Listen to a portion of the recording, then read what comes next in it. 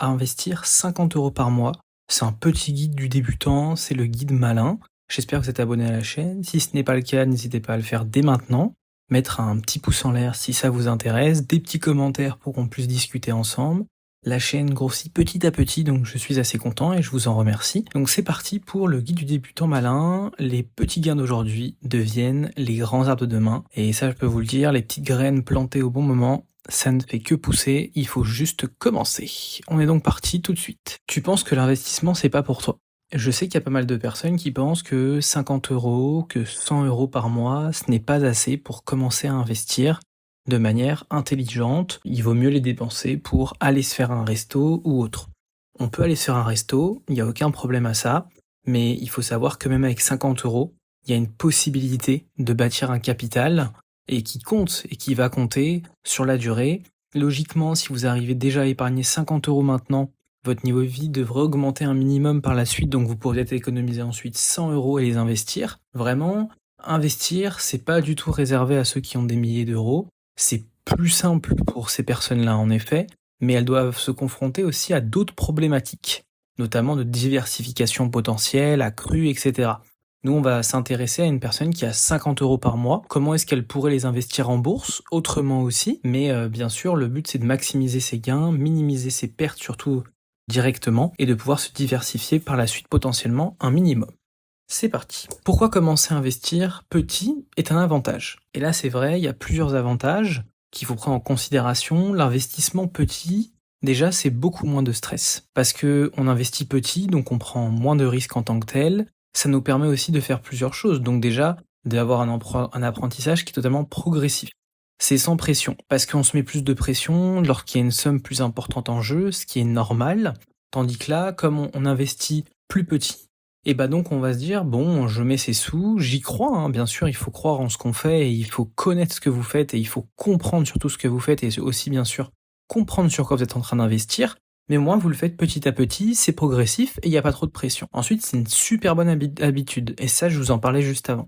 Si vous avez pris votre habitude et une discipline en fait sur l'épargne avant de réussir à gagner plus d'argent au cours de votre vie potentiellement, vous aurez des super réflexes. Vous aurez anticipé tout ça, vos réflexes sont beaucoup plus affûtés, et donc lorsque vous aurez une prime qui tombera sur l'année, potentiellement de 2, 3, 4 000, 5 000, peut-être 1000, 500, 700, on sait pas, et bah vous aurez le réflexe de vous dire, cette prime-là, ok, de base, je devais pas la toucher, j'ai réussi à atteindre mes objectifs, c'est super, 50% paf pour l'investissement, 50% je vais pouvoir m'amuser avec, je vais aller en voyage, je vais faire des restos, etc., etc. En fait, vous créez une habitude qui est super importante et super prospère ensuite pour votre épargne. C'est vraiment une discipline d'épargne et ça vous permet d'anticiper les grands montants. Et ensuite, le temps joue pour toi. Parce que plus tu commences tôt, même avec des petites sommes, plus c'est intéressant sur la durée. Et ça, on le voit notamment avec les intérêts composés dont je vous parle assez régulièrement dans ces vidéos maintenant. C'est vraiment la magie des intérêts composés. Plus on commence tôt, mieux c'est. Et même si on commence avec des petites sommes, il y aura des répercussions par la suite. Donc, c'est là où je vous parlais du pouvoir, des fameux pouvoirs des intérêts composés. Et donc, 50 € par mois à 8% sur 20 ans, ça vous fait 29 000 € avec les intérêts de 8%. Et ça, c'est si vous restez à 50 € par mois sur 20 ans. Normalement, je pense qu'au bout d'un moment, vous aurez la possibilité de mettre un petit peu plus. Donc si vous doublez, vous avez déjà une notion de combien ça pourrait faire, etc., etc. Bien sûr, ces 50 €, c'est déjà une somme, hein, sur un mois. Réussir à mettre 50 € de côté, c'est pas facile pour tout le monde. Il faut être fier hein, quand vous arrivez même à mettre de l'argent de côté. Voilà pourquoi il faut juste prendre en main ses finances un minimum. Faut arrêter de se cacher derrière des prétextes, derrière des fausses excuses. Juste on se cache. Beaucoup de gens se cachent derrière le fait que oui, la vie, voilà, je sors, je machin, etc. Oui, c'est bien beau, mais il faut réussir à se dire ok, là j'ai dépensé tant pour ça, tant pour ça, tant pour ça. Est-ce que j'avais vraiment besoin de faire tout ça ou pas? Ou est-ce que je l'ai fait parce que je suis la norme de tout le monde, et je suis un peu le groupe? C'est juste ça qu'il faut se dire. Et voilà, avec 50 € par mois, ce que vous pouvez faire ensuite sur 20 ans. Et logiquement, vous pouvez aller chercher aussi des meilleurs rendements potentiels, mais aussi augmenter votre capacité d'épargne et d'investissement par la suite. Où est-ce que j'investirais moi les 50 € mensuels? Donc si j'avais 50 €, moi je pense personnellement que je me baserais exclusivement sur la bourse. Dans un premier temps, en ayant au bout d'un moment atteint un certain palier, pour ensuite commencer une petite diversification de mes actifs et aussi de ma prise de risque, parce que c'est quand même ça qui est intéressant, plus il y a de risque potentiellement, plus il y a de rendement. Donc Pour la bourse et les ETF, je prendrais soit un ETF monde, donc soit un ETF MSCI World ou le S&P 500 ou potentiellement si vous avez quelque chose comme le Nasdaq, le Stock 600. Toutes ces choses-là, regardez les perfs sur plus de 20 ans et c'est très intéressant parce qu'en fait, ça vous fait une diversification qui est automatique via l'indice que vous prenez. Bon, moins avec le S&P 500 que l'ETF monde, parce que le S&P 500, il y a quand même une grosse partie américaine. Ça, faut pas se le cacher, mais l'ETF monde, c'est un peu plus équilibré. Et surtout, vous avez encore plus de sociétés.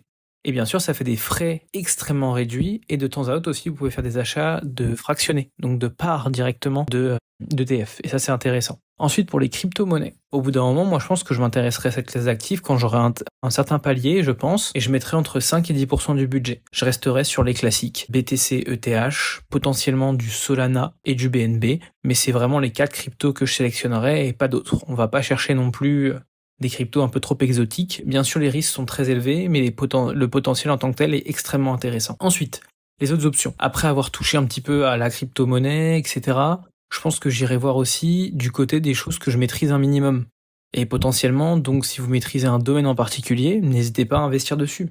Parce que si vous connaissez le marché. Si vous connaissez le marché, vous savez potentiellement comment gagner un peu de sous.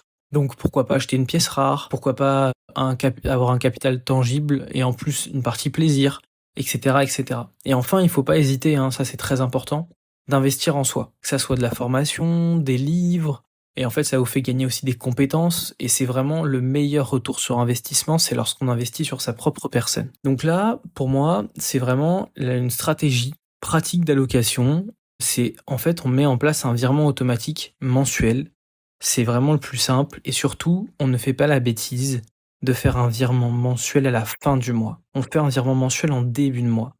Parce qu'on s'y oblige. Et en fait, si vous le faites en début de mois, déjà dans votre tête, vous partez, vous vous dites, ok, j'ai un salaire à 2000, j'ai un salaire à 1005, et ben je sais, j'ai déjà au moins 50 € en moins qui partent. Parce que ça part dès le premier. Dès que j'ai reçu mon salaire, hop, les 50 € seront partis. Et c'est automatique. Et c'est là où on crée quelque chose. On crée un biais cognitif dans le cerveau de se dire, j'ai ça, j'investis, j'épargne, clac, clac. C'est direct. Après, on n'y réfléchit même plus au final. Il y a quelques erreurs à éviter.